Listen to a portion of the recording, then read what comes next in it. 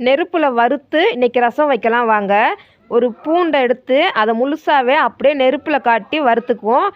நான் வந்து ஸ்டவ்வில் தான் வந்து எரிச்சிக்கிறேன். நீங்கள் வந்து விறகடுப்பு இருந்தால் ரொம்ப டேஸ்ட்டாக இருக்கும். அதே மாதிரி காஞ்ச மிளகா, வரமிளகா அதுவும் வந்து காரத்துக்கு ஏற்ற மாதிரி ஒரு 3 மிளகாவை இந்த மாதிரி நெருப்பில் வறுத்து எடுத்துக்கிடுவோம். இந்த 2யும் மிக்சியில் ஆட் பண்ணிக்குவோம். வேறு என்னெல்லாம் ஆட் பண்ணணும்னு பார்த்தீங்கன்னா, சீரகம்,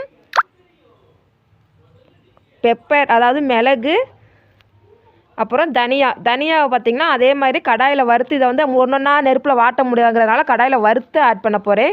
வறுத்து அதையும் மிக்சியில் ஆட் பண்ணி அரைக்கணும். தனியாக பார்த்திங்கன்னா ஒரு லெமன் சைஸுக்கு எலுமிச்சப்பழத்தை ஒரு 1/2 மணி நேரம் ஊற வச்சு அதை பிழிஞ்சிட்டு ஒரு முழு தக்காளி எடுத்து கையாலேயே நல்லா பெனஞ்சு போட்டுக்குருவோம். மிக்சியில் அடிக்க வேண்டாம், கையால் நல்லா பெனஞ்சு போட்டுக்குருவோம்.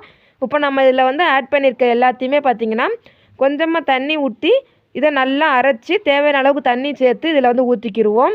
தண்ணி பத்தலை, நீங்கள் வந்து டேஸ்ட் பண்ணி பார்த்துட்டு தண்ணி பத்தலை அப்படின்னிங்கன்னா இன்னும் கொஞ்சம் ஊற்றிக்கிடலாம்.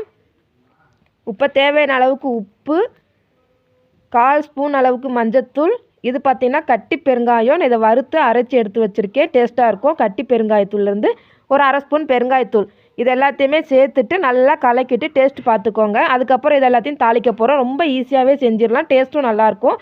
வானலியில் அடுப்பை பற்ற வச்சு வானலியை வச்சுட்டு எண்ணெய் ஊற்றிட்டு இதில் கடுகு, சீரகம், கருவேப்பிலை பொரிஞ்சதுக்கப்புறம் நம்ம கலக்கி எடுத்து வச்சுருக்க ரசத்தை ஊற்றிடுவோம். இது கொதிக்கக்கூடாது, நுர பொங்கி ஒரு கொதி வந்ததும் இறக்கிடணும். கொத்தமல்லி இலையை அந்த நுர வர டயத்தில் போட்டிங்கன்னா அந்த ஃப்ளேவர் அப்படியே இறங்கும், நல்லா டேஸ்ட்டாக இருக்கும். இதே மாதிரி செஞ்சு பார்த்துட்டு எப்படி இருக்குங்கிறத கமெண்ட் பண்ணுங்கள்.